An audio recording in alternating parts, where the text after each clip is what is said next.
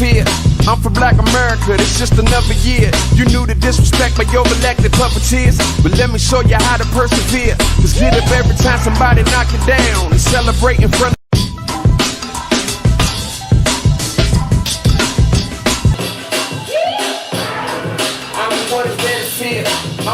Yo, what's going on, everybody? It's your boy Jay DeCosta. It's your girl Cat. And together we are the Nitty Gritty. We back, y'all. We back.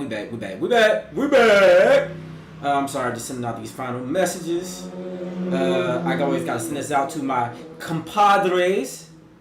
You know, let them know what we got going on. People say they want reminders. You know what I'm saying? Y'all got me working extra hard up in this joint. You know, it worked like that sometimes, but it's all good.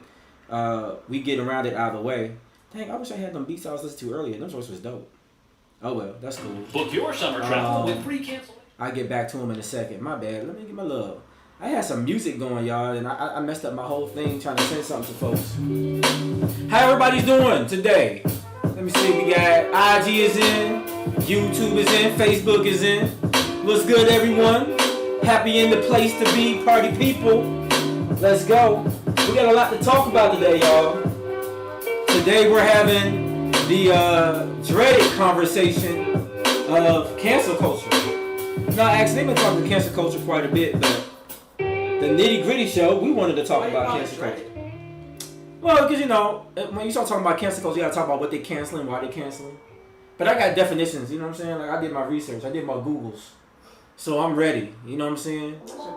I did my Googles. I tell people, you gotta do your Googles, right? I did my Googles. I did my homework, y'all. So I feel like I'll know somewhat about what I'm talking about tonight. Garrett Herman and Mamie in the building. They just I'm kind of getting ahead of myself on my shout outs. But yeah, they just celebrated 35 years of love. Love, getting on each other's nerves, all that good stuff. Real love.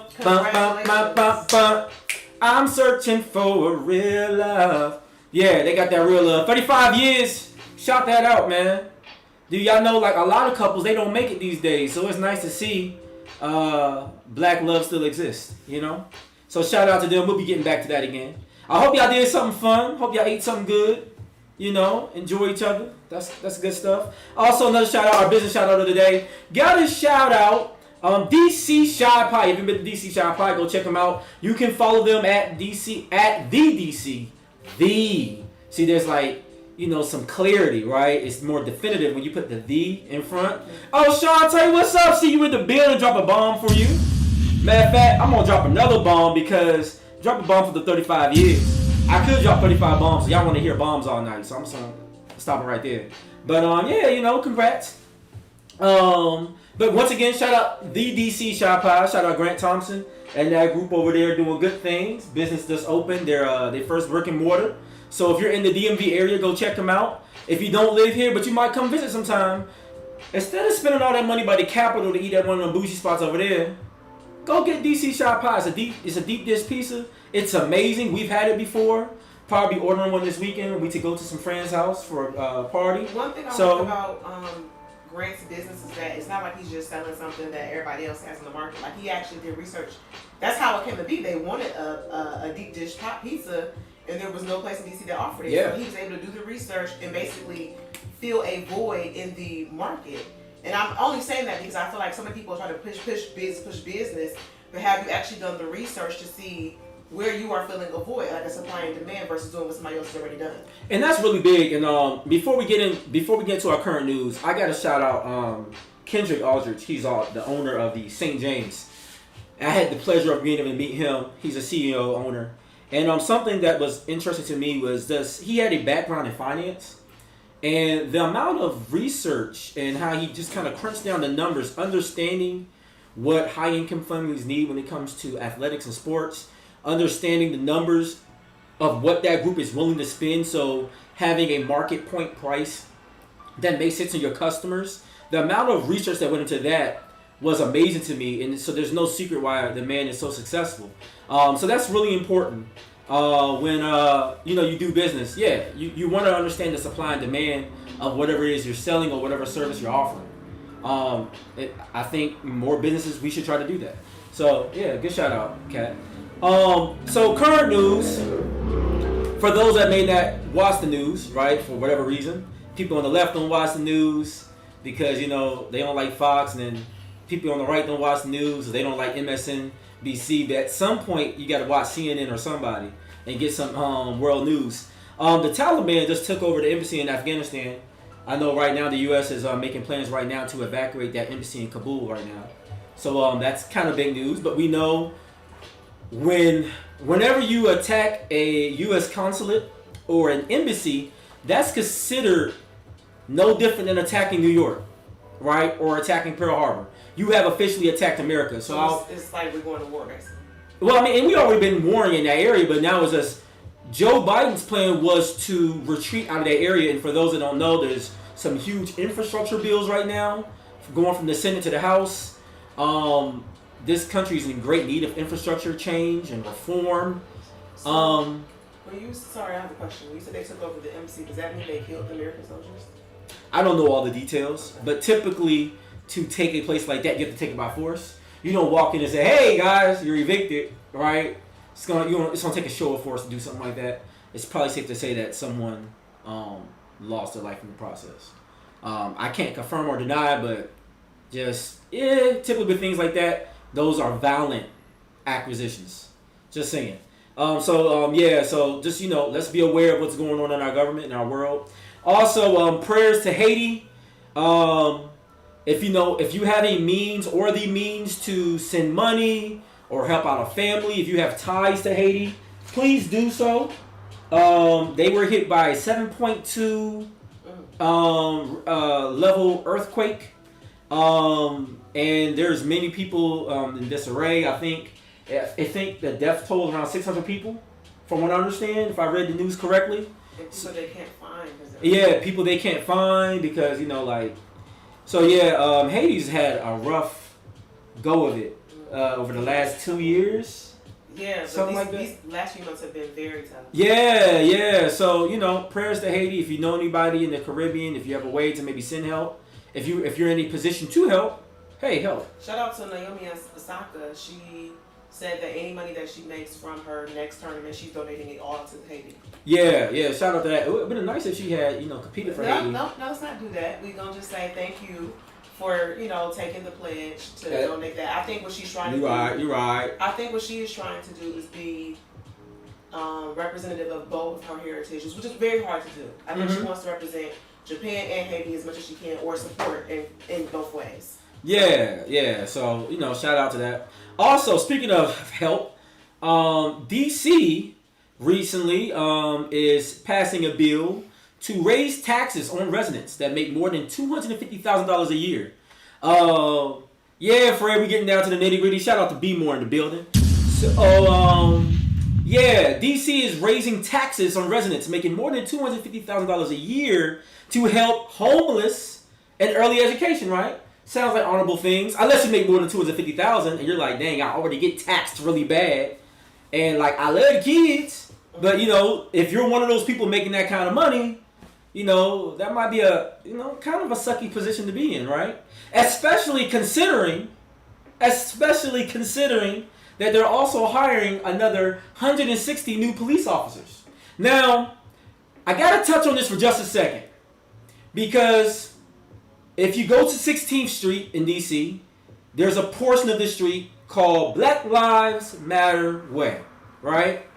And everybody was big on that. There's been a lot of people who live in the area, or if you visit the area, they take pictures in front of or on top of Black Lives Matter Way. There was all kind of protests, demonstrations, all this stuff, all these talking points on defund the police, trying to find equality and equity in this conversation we're having. And the answer legislatively is we're going to tax people who make more than $250,000, which is actually more common than y'all think in DC. And then on top of that, we're going to add 160 officers in an area, in a district that already has about 6 or 7 police departments. Just to name a few, you have DC Police, you got Capitol Police, you have Metro Police, you also have Uniform Secret Service, you got Park Police, You have a uniformed FBI division out there. Don't forget the National Guard. Trust me, police is not a thing that DC is lacking in any capacity. But even though we have a street named in honor of the movement, the legislation doesn't support the movement. Because honestly, why tax these people who make more than $250,000 more money when really the budget is there? Just don't hire 160 more officers. And you can handle homelessness in DC. You can do something about early childhood education in DC without having to tax people higher than what they've already been taxed. And trust me, taxes in the DMV area is no joke. Shout out to everybody in the conversation who knows. So it's just food for thought. Everybody marched. Some of y'all got hit by rubber bullets. Some of you were maced. Some of you had tear gas thrown at you. Some of you were criticized by those around you, questioned by members of society around you.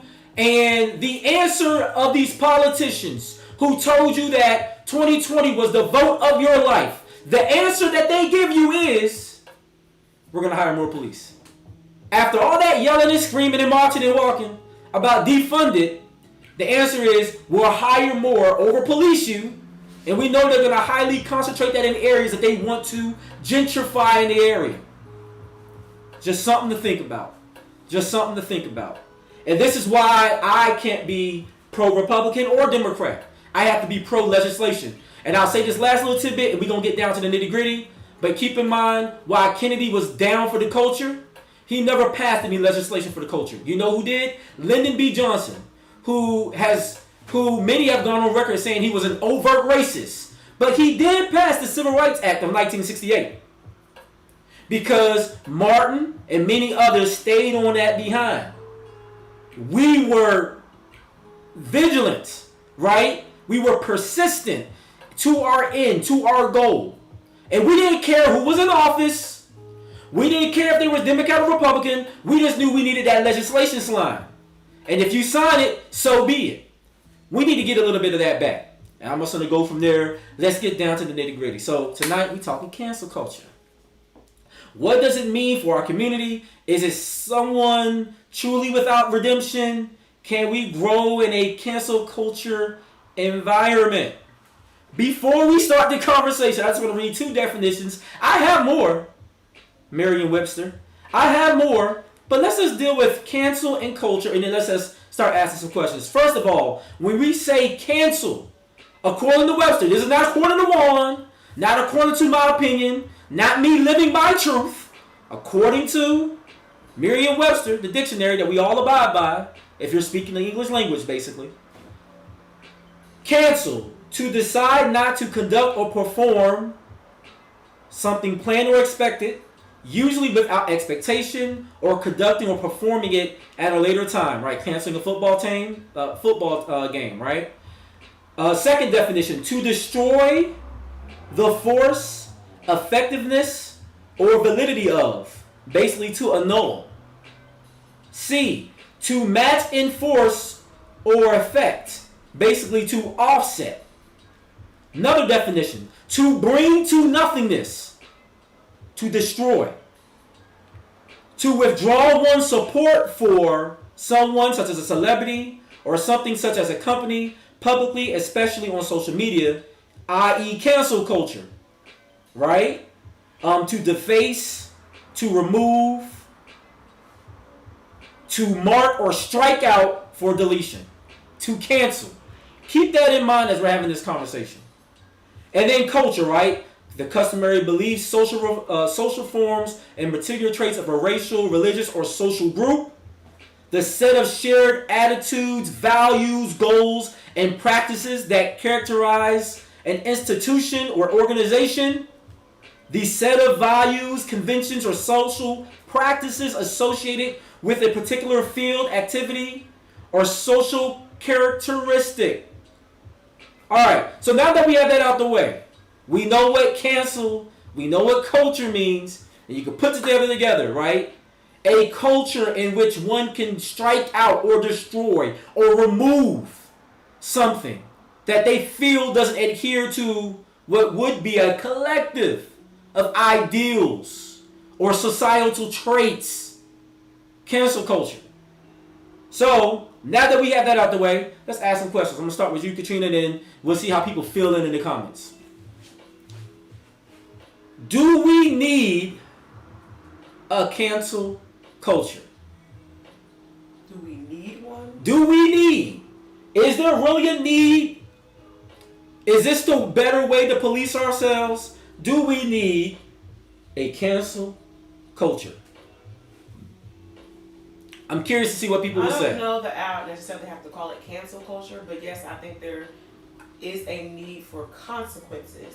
Now, I don't know, and what I mean by that, I think that there can be varying consequences based upon the offense or the crime. So, for example, when we're talking about Larry Nassar, the doctor that molested all of the young ladies, obviously, I think he should be canceled. Obviously, he's in jail.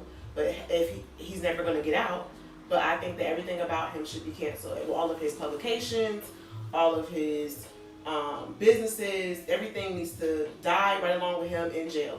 Because what he did was wrong by molesting those girls for over 20-something plus years, and nobody did anything to help those young ladies. And people had died because of him and his lies and his hurt on people.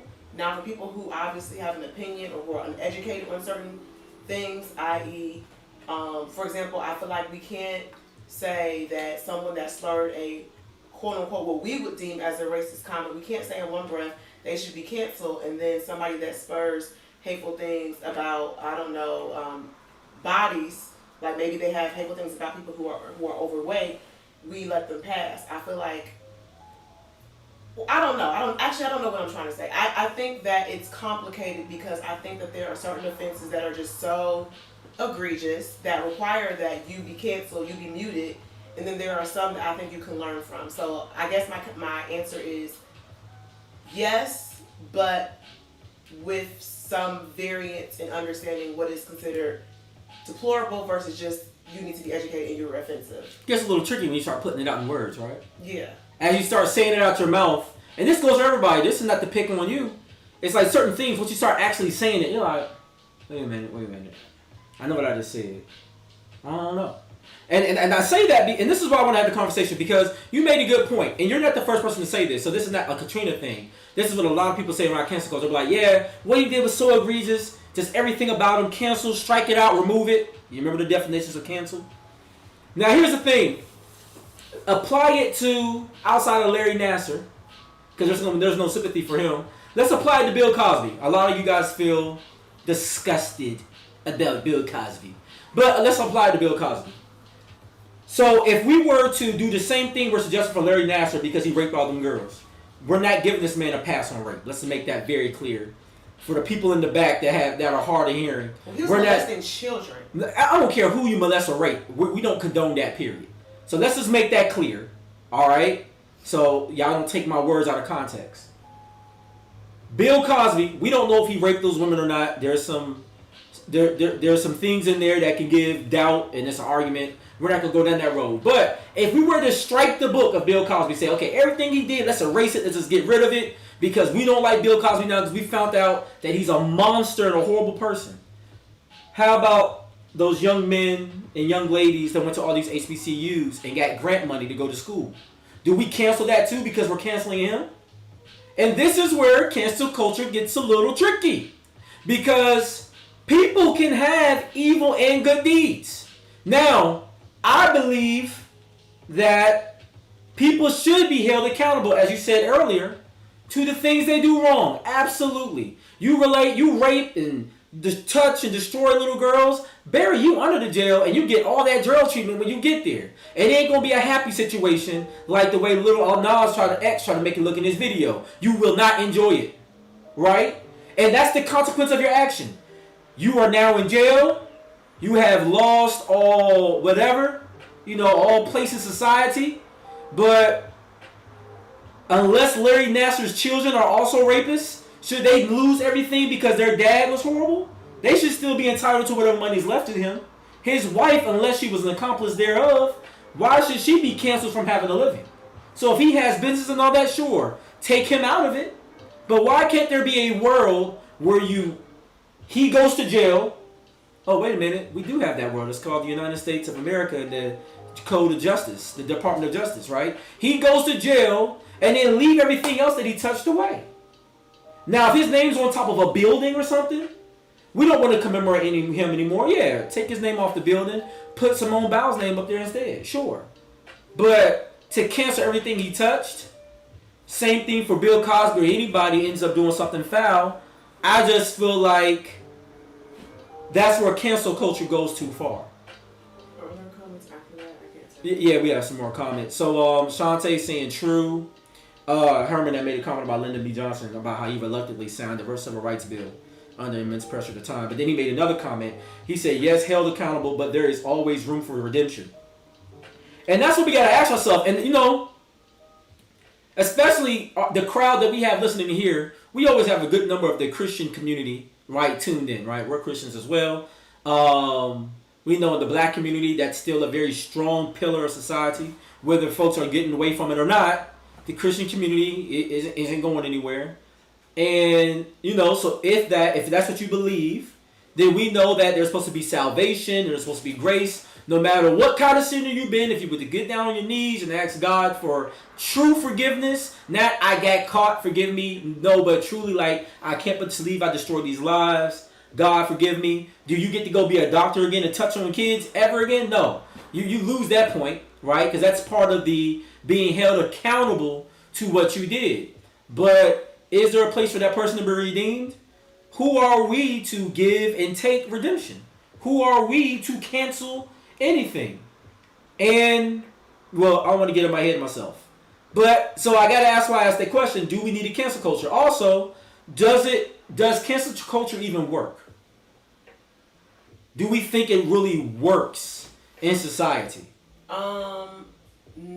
Yes and no. And I'll start with no, it doesn't truly work, because what happens is everybody becomes really fearful to state their opinion, and so you have what you consider covert racism, covert bigotry. You have people who are basically like, well, because I don't want to lose my business, I'm going to just say what I say behind closed doors, but I have no intention of actually changing or learning or growing and becoming a better person. And typically, sometimes for some people, sometimes learning is stating something or having a conversation and then having exchange with somebody to then receive guidance or correction so that you can learn. But if you are fearful that you're going to get canceled, you're not going to even say it publicly, therefore you won't even have the opportunity to learn.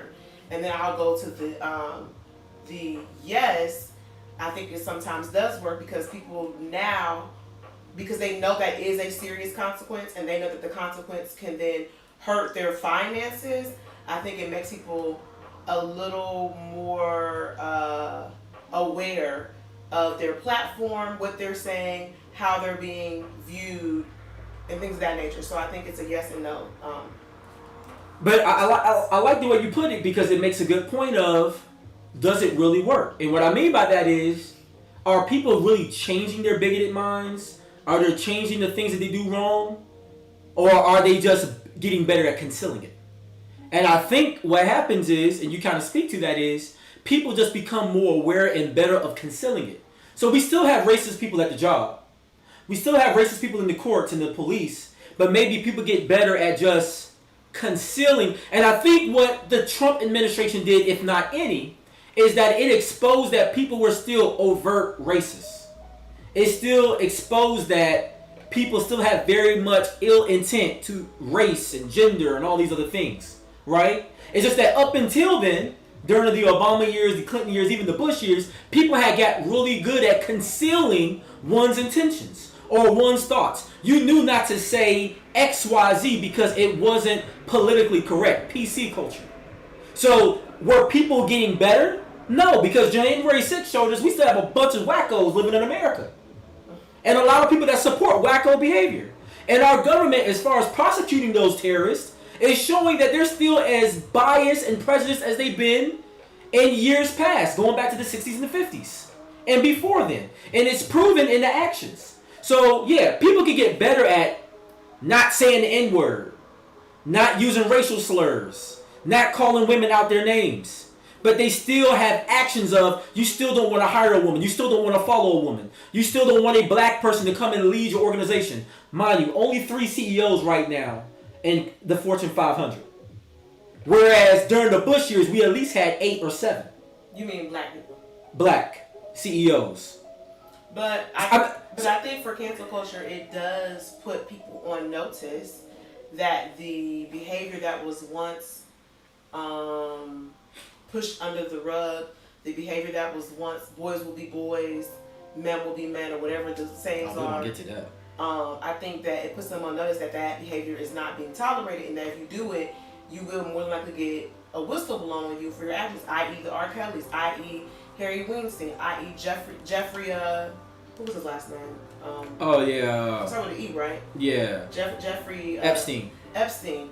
These are men that for a long time in Hollywood and in the entertainment industry had their way with women, were able to do what they wanted to do with no consequences. People made excuses for them. Oh, that's just R. Kelly. Oh, that's just Jeffrey. Oh, that's just Harry. So I think by seeing the cancel culture, it puts people on notice who were engaging in that behavior, who made excuses for them to let them know, wow, we are in a different time frame. We can't just do and say what we want to do. So in that regard, yes, cancel culture is working. I just think that in order to truly, I think that, again, it goes back to my original comment.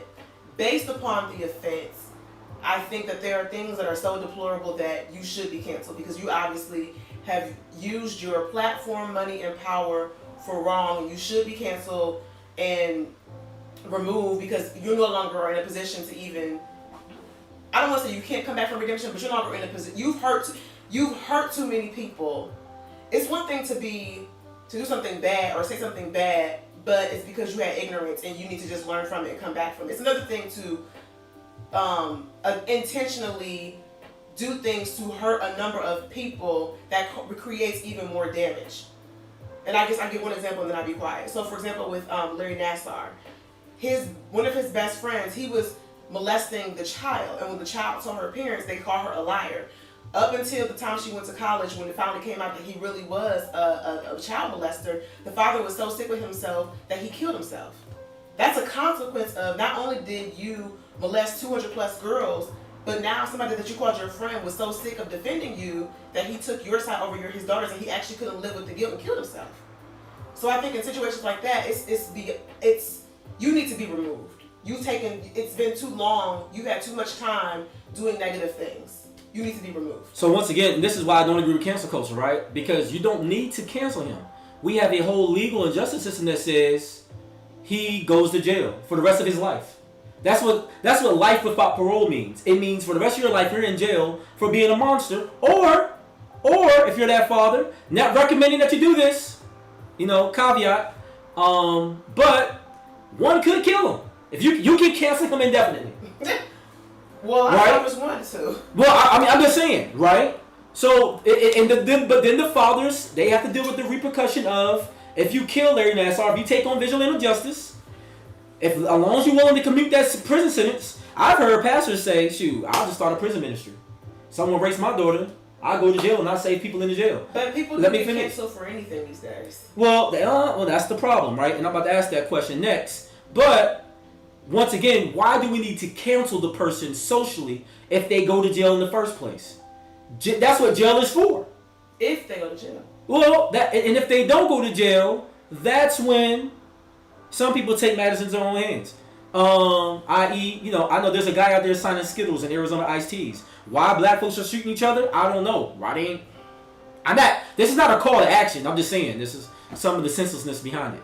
So Herman Altar said, for historic purposes, I'm talking about if cancel culture works. Mm-hmm. For historic purposes, no. Yes, look at the Confederate States in the South. Removing these monuments as a result of the cancel culture is not going to solve racism in this country. The call to remove the statue is symbolic and superficial at best without changing the hearts and minds of the people.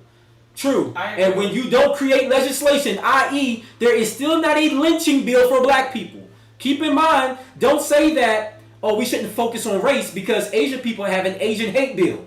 So therefore, you recognize that a group of people can be marginalized and killed for no reason at all. So if Asian people can get it for a couple of nail shootings, which is justified. We're not saying that you don't deserve your bill. Then why the hell have black people not have a lynching bill? We've been asking for this since Emmett Till. So yeah, we have Black Lives Matter Way. We remove statues. We cancel people for saying nigger. But at the end of the day, there's no bill to actually support the things we're saying. And we've had discussions about the N-word. You might disagree with me, and y'all may get mad at me, but if a white person calls me a nigger, is it wrong? Absolutely it is, because I know that it's probably rooted in racism. But I always have felt that... The ER. Yes. Either way, I always have felt when we run around saying nigger this, nigger that, nigger this, and we got music, and as we know, hip-hop music is the number one thing in the culture out there, so when people are running around rapping to the music, I don't know that I can be like, oh, he's being racist. He might really just be saying the lyrics. I don't know. I'm just saying. We have to think about these things. Yeah, it's something to think about. So, and this is why I think cancel culture doesn't work. And it's a waste of time, especially when I start bringing up some other points. Let me read something that Shantae says. He said, there will always be consequences for people's actions. Cancel culture can hold a different positions. Example, I don't agree with crimes that were committed. On the flip side, I still watch the Cosby Show. Now, if Cosby came out with a show today, I probably wouldn't watch it. I see what she's saying. Yeah, I guess some things are historical, right? It's like, he's supposed to be America's favorite dad. I guess he's not anymore, obviously, right? And he employed other people. But yeah, and it's like, if you cancel everything he is, how about the writers in those shows that rely on those checks still? See, when we cancel, just like when somebody inflicts pain on a lot of people, but if they've done any measure of good or employed people, what happens is once you cancel everything, someone's being without a job at that time. And this is why we should just rely, I shouldn't just say rely like that, because we know that the judicial system is corrupt, but this is why we need the judicial system to be right, if anything. This is why we need to persecute true criminals, like the Epsteins and the Harveys, the Cosbys, the Kellys, right? This is why we need a justice system that takes people like Larry Nassar and buries them under the jail. You get what I'm saying? So that way, that could be their punishment. But then things that they've touched in the world that could be good, let that live on to employ, if it's possible, right? Because if you were a writer on the Cosby Show, we gonna cancel everything you wrote for Bill Cosby because he's a rapist? What that got to do with Katrina? Yeah, not a darn thing. I see your point, and I also think that there are certain, so the people that I feel like, okay, this shouldn't be canceled. You should just be like, you need a lesson learned, like the baby. I really don't feel like the baby should be canceled. Like, I feel like what he said was just ignorant. It was uncalled for. He should have just said, if everybody having a good time here today, make some noise. He should never be concerned with someone else's sexuality. That's where he messed up. Like, mind your business. You're here to entertain. You're not here to be a warrior for all things outside of entertainment. Your job is to entertain. He should have said, you're here tonight, you bought a ticket, make some noise, have a good time, keep it moving. So I think his consequence running his mouth too much. But I don't think it should be like, oh my God, he's canceled, I never want to support him again. He is losing a lot of endorsements and opportunities because of what he said. So there are consequences going down. I just think it comes back to just him being ignorant. Like, you ignorant, you young, you don't even know what you're talking about. Like, you need to just sit yourself down and like learn. I think part of the problem with cancel culture, why people get in trouble, is that sometimes you gotta learn what is appropriate to say and what's not appropriate to say. And I'm not saying be fearful or not speak your mind, but certain things, you're here to entertain. If I got a whole stadium of people, I'm here to entertain, and that's it. Well, so I gotta ask this question since we're kind of on it now. Is cancel culture an affront to your First Amendment right? Now, think of it this way, right? People saying whatever they say. You have the right. I swore to protect your right to freedom of speech because when I was in the military, I swore an oath to the Constitution of the United States. Not to a president, not to a flag, to the Constitution. One of those being the First Amendment. Your right to speak, to belief, to religious affiliations, right? So if someone believes something, even if it's what the baby said, let him say that.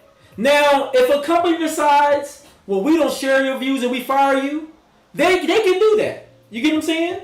They can do that because they're a private company. But when we start creating these cultures to say, every time you don't like something, we're going to cancel them, that's stupid. Allow people to think what they think.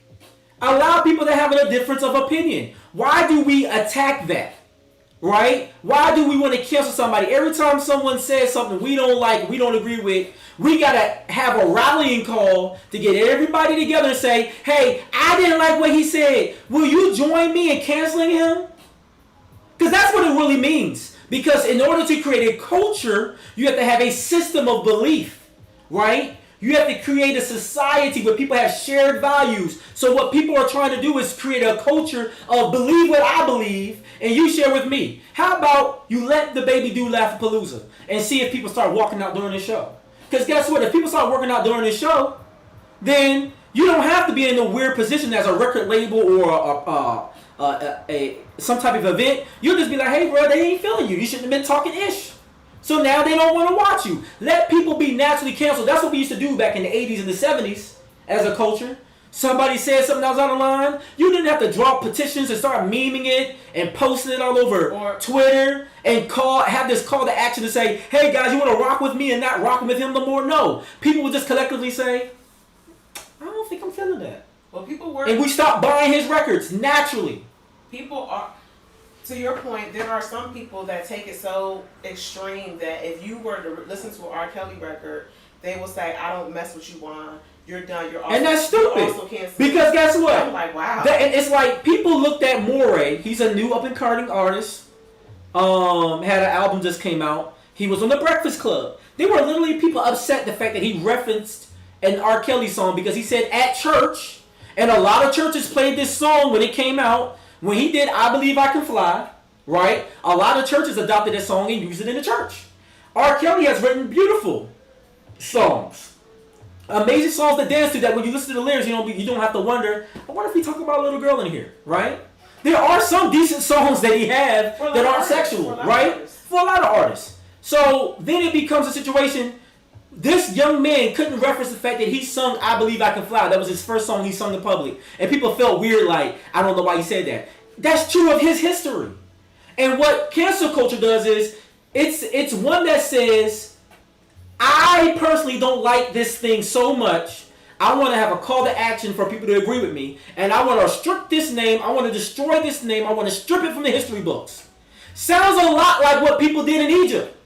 When they started knocking over noses. Because you know what? I don't like that particular pharaoh. And I never really liked them dark-skinned pharaohs from the south of the Nile anyways. Because they pushed us up north. That's real history if you ever been to Cairo. I've been there. You've been there. We heard it firsthand from the folks that lived there. Right? So people wanted to strip their names from the history books. There is a whole setting of a particular, I guess he was a priest, that went against the king. In the face of that time, he believed that there was one God. Hello, Christians. This man believed in one God. This is not what we learned, right?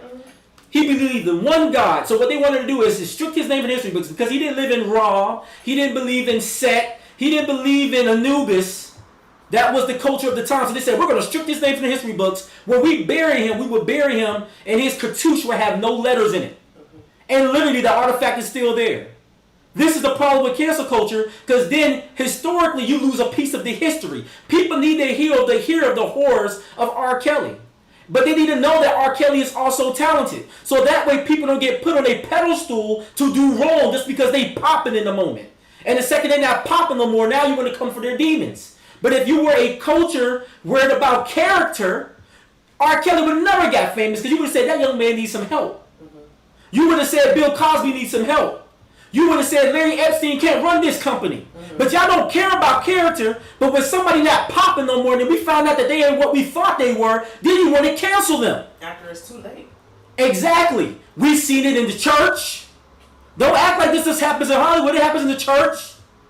Plenty of pastors cheating on their wives, beating their wives, sleeping around with the church. Their sons out there sodomizing boys. And we didn't do nothing. And we knew them boys wasn't right back then, but we didn't cancel them because they was pastor's favorite. We like so-and-so. And then y'all shocked when y'all see on the news that he done raped another young man. And that's the problem with cancel culture. And oftentimes it comes too late. And then it takes half the story away.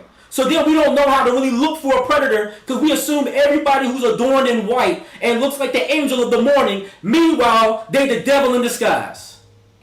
And that's a fact. Drop the bomb for myself. Well, I also think that cancel culture kind of trickles down into people who are incarcerated, right? Because it's the same kind of mentality of they can't be redeemed. There are so many young men who make dumb emotional mistakes when they were young, went to jail, and when they come out, they're different. They want an opportunity. They want to get their life on track. They want to be rehabilitated. But that same mentality is like, oh, always a jailbird. Once a jailbird, always a jailbird. You know, that's your record. That's your record. And I feel like, me personally, I feel like a lot of men that are incarcerated, it's just not fair because we've heard countless stories of people who do the same crimes who are not black and they don't get any sentence or any kind of consequence.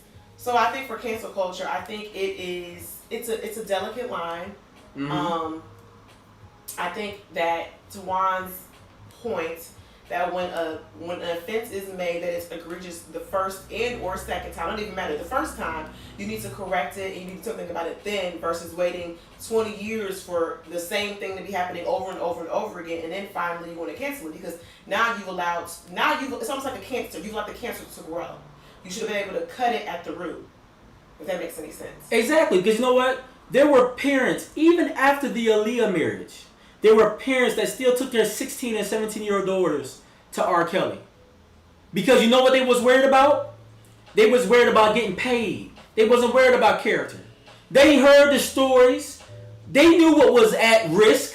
And they still flaunted their daughter in Daisy Dukes around R. Kelly, hoping that they could get her to pop off like Aaliyah did. Well, with all the stories, whether it's Jeffrey, Harry, Neri, all of them had women, yeah. money, power. Yeah. I mean, even some of the daughters went to their parents and they said, look, he's molesting me. The parents went to USA Gymnastics. They told them, they basically said, look, if you keep your mouth closed, your daughter won't be on that Olympic team. And what they do, they kept their mouth closed. So where was your morals then? And this is the thing, if you're going to actually cancel culture, then you got to cancel those parents too.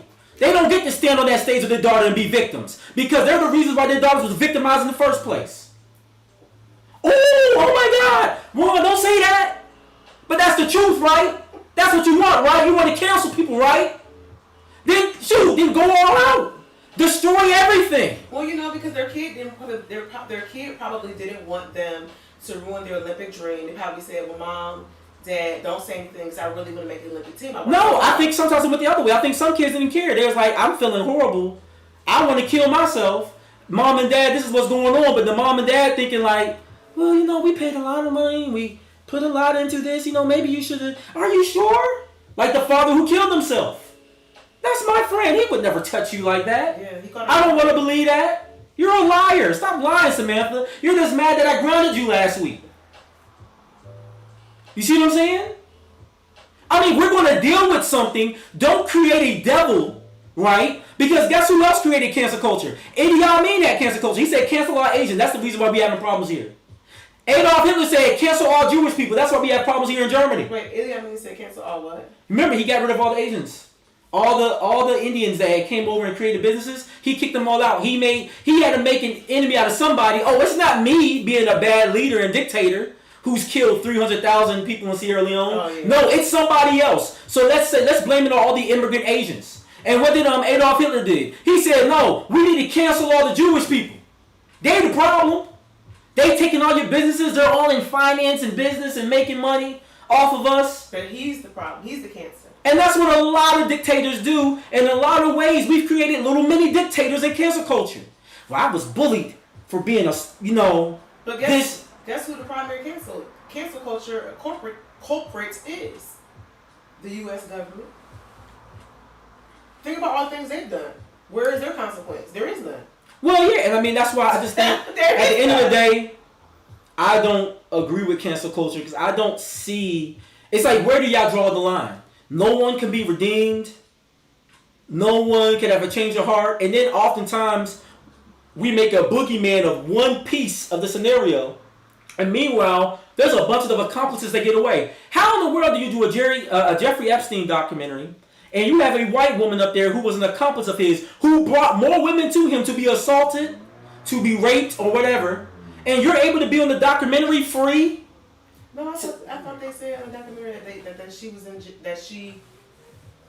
I'm pretty sure she either is going to spend time in jail or they were going after her. They were going after her. You get what I'm saying? And there's countless others, like you watch these documentaries like, yo, how are you able to be out here ratting on all this? And you was watching stuff going down, even the R. Kelly joint.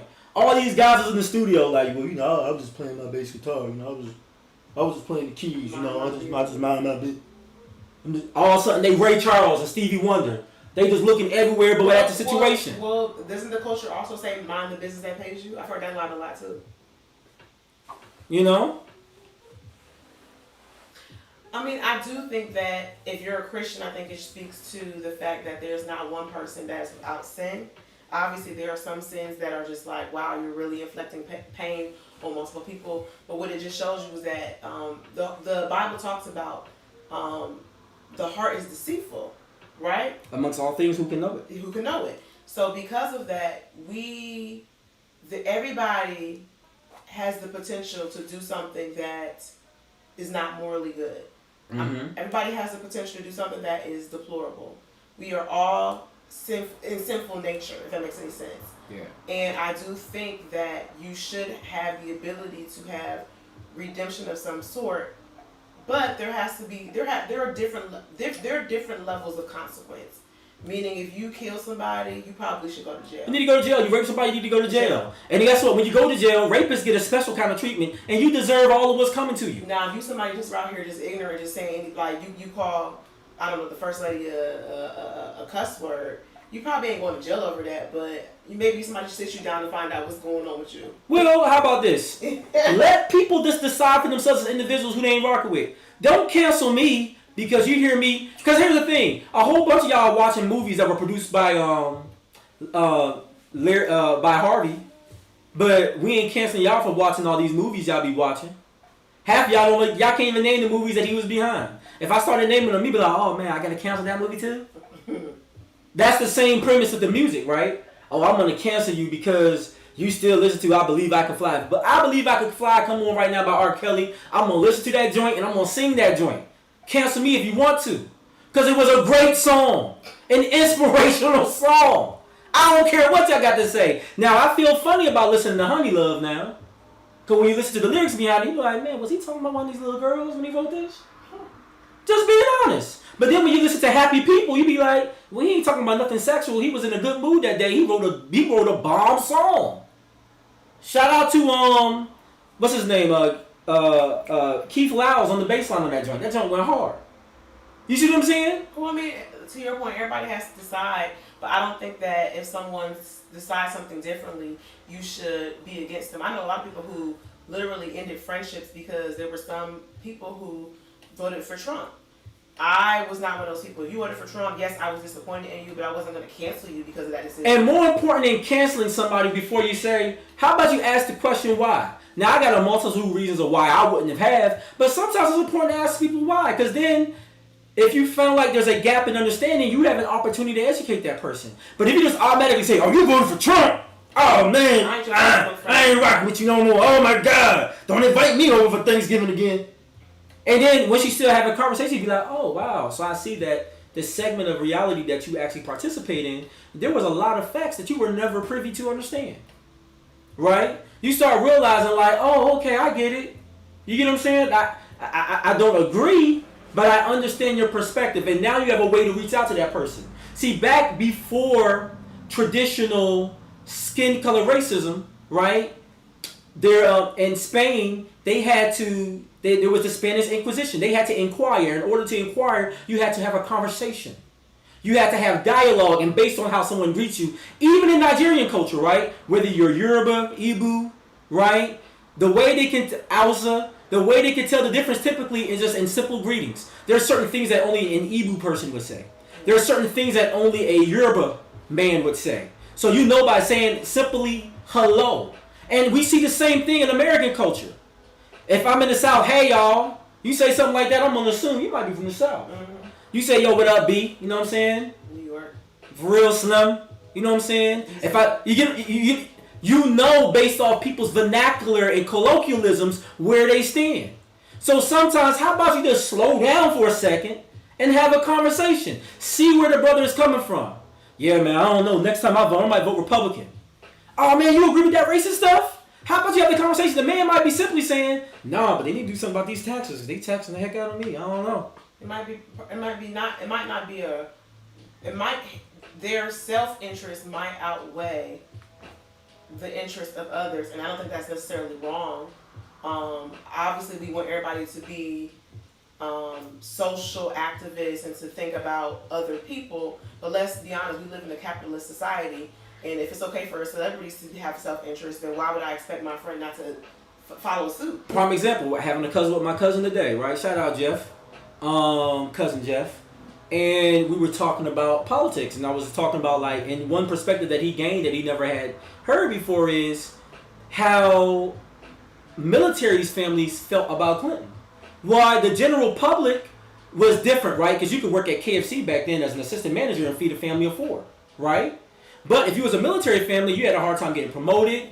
People were taking early outs because Clinton wanted to downsize the military. That's how he was able to improve on our economy. Right? But military people would tell you in a heartbeat that hurt us. That's what left us open to attack. That's why we had to spend so much money to go to war, because we had cut down our numbers that bad. Right? So if you're talking to a military family, you might be like, yeah, we didn't really rock with Clinton like that because we didn't see the kind of raises and stuff that my dad was used to. So it was kind of hard on military families at the time. It was insane. Deidre says, Malia says hi. Malia, what's up, baby girl? I see you. I see you, niece. My little niece watching. And we're getting deep. We're getting close to time. We're about to get ready to close out. Anybody else saying? There's one comment I was gonna make, because something big with cancel culture we see is people keep on talking about toxic masculinity, right?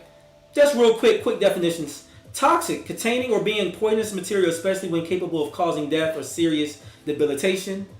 Symptoms of infection, harsh, malicious, XYZ, right? Masculinity, simply the quality or nature of the male sex, a degree of being masculine or manly, right?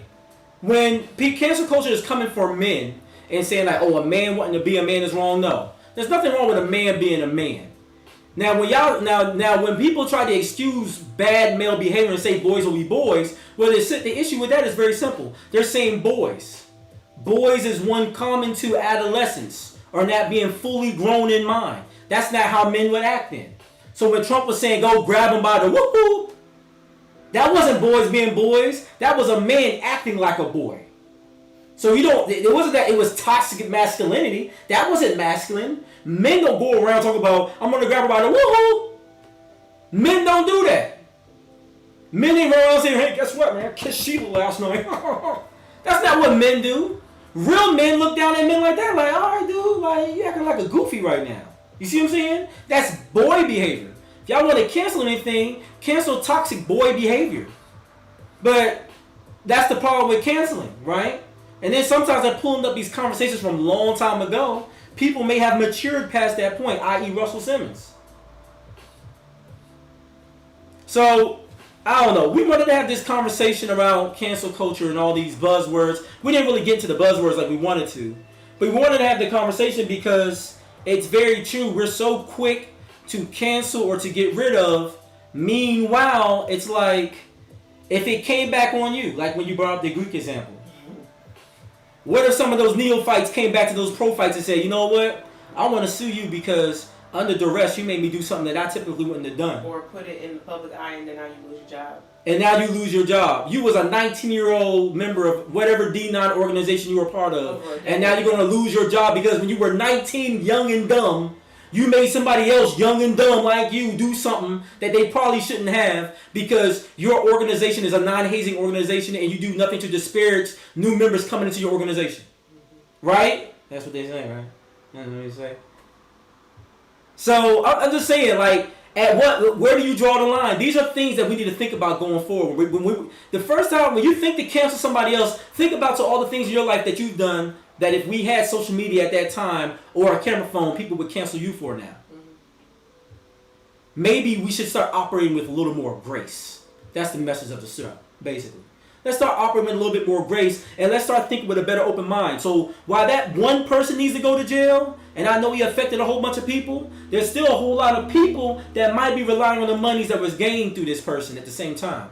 So we need to find a way to not hurt more people because he's already hurt 1,000. Let's not hurt anymore. Let's just figure out a way to make sure he gets hurt all by himself. And anybody who was an accomplice of XYZ crime, make sure they hurt too. And stop it right there. Simple. Because R. Kelly wasn't the only one making those music. Other people are relying on those royalties as well from some actually decent songs. Just something to think about. Don't cancel me over it. I got freedom of speech. All right, let's give out some shout outs. Got a shout out to my man over here, The Dynasty. He actually made this shirt. The shirt says Black Designer Season, right? One of the support his business has his own. So if you're ever in the area, and actually you can follow them at on Instagram at The Dynasty USA. They got some really dope shirts. They will actually make you a shirt. They'll let you pick your color. They'll let you pick your design. They could do some really dope stuff for you. If you guys have your own little businesses or like gigs coming up and you want somebody to make a dope shirt and you want to make sure that the business you support is black, check out The Dynasty. Really dope, right? So yeah, also we got to shout out to Hook and Reel. They don't need my shout out, but I'm gonna shout them out anyways. We went there the other day. They just opened up across the street from the house, y'all. Loving it. They got boiled like the boiled seafood bags. We had black mussels and the shrimp. Oh, man, that was good. That was good. We're gonna have to make that like Hook and Reel Fridays. We gotta fix that into the budget somewhere. You know what I'm saying? That was cool. Shout out some birthdays. Shout out to Yolanda. Shout out to Tanny. Shout out to Daryl Robinson. Shout out to Brian Haskins. Shout out to Jason Carver, my homie. Shout out to Booney, one of the coolest Sigmas I know. Shout out to Hamilton. Shout out to Raphael Harden. Shout out to my man Seven. Shout out to Greg Matthews. Shout out Rashawn Ray. I see you, Frat. Shout out to my aunt Debbie Gibbs. Happy birthday to all of you guys. What Zodiac? I don't even get to the Zodiac, but what Zodiac season is this right now that we're in? Does anybody know? I'm just curious. Do y'all know what Zodiac season this is? I don't even know. But maybe there's something to that Zodiac thing. Are they Leos? I don't know what they are. But my two best friends, their birthdays are both in August. It's the same Zodiac season. Shout out to Jerome. That was August 3rd. Shout out to Jason. His was the 12th. Was it the 12th or the 13th? But his birthday just passed, right? So like, and they're both born like within the same or like a week from each other. So, you know, maybe there's something to it. I don't know. It's Leo, she said. It's Leo? Alright, so it's Leo. Yeah, so Leos obviously make good friends for a Pisces like me, even though I don't fit the stereotype of Pisces. But both of my closest friends are Leos. So shout out, drop a bomb from the Leos. I rock with some Leos. Like, I was thinking about some of the birthdays that's coming up and everything, and some of my coolest homies are Leos. Drop another bomb from the Leos. I don't know a lot of them, but the ones I do know are cool.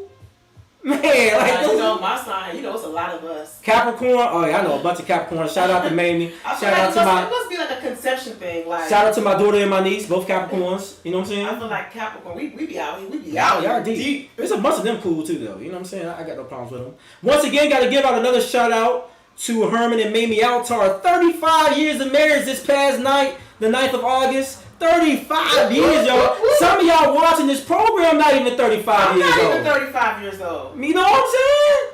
Katrina not even 35 years old. Yo, so that's like, you know, that's what's up, man. Happy anniversary once again to y'all. I should have had some, what's it called? Actually, I'm happy I didn't have it queued up because then they'll probably put my video down. So lately, I haven't been playing music on the Nitty Gritty show because they will cancel my stuff when I do. I get hit with all these Sony Music Group and, you know, Arista Music Group. They don't use my music. Nobody was even listening to your raggedy song until I played it on the Nitty Gritty show. That's what I'll be wanting to say. So I need to figure out an arrangement with them or whatever, but, you know, we'll do it like that. But look, y'all, we about to be out here. Any final thoughts on today's conversation? We would like to live like a wisdom of love. Would you want to sing? You want to sing like happy anniversary or anything like that? Oh, you don't know the word? Alright, we'll arrange that on the flip side. Y'all can hear, you know, Katrina sing whenever. We all family, so. I'm gonna say he's gonna buy me a mic, though. I'm gonna buy her a mic so that way she can start doing. Yeah, so, well, do you want me to tell people to follow your IG? They hold off. They can. It's the Forever Katniss? It's Forever_Katniss. So, yeah, follow Katrina specifically at Forever_Katniss. She's gonna be posting some videos of her singing and all that. She's very talented, and we want to see her do more with that outlet, so. Follow Katrina. Y'all can follow me, but my page is private because I don't really post nothing anyways. And all the thing I post is pictures of family. All thing I post is pictures of photos of us, the kids, and every now and then some IG clips of me playing Call of Duty because I'm like that. I'm like that in Call of Duty. I'm kind of a beast. I'm something like a problem out there in these Call of Duty streets. So look, we about to be out of here. Once again, it's your boy, JD Costa. It's your girl, Captain. And together we are the Nitty Gritty. We out. Y'all be blessed.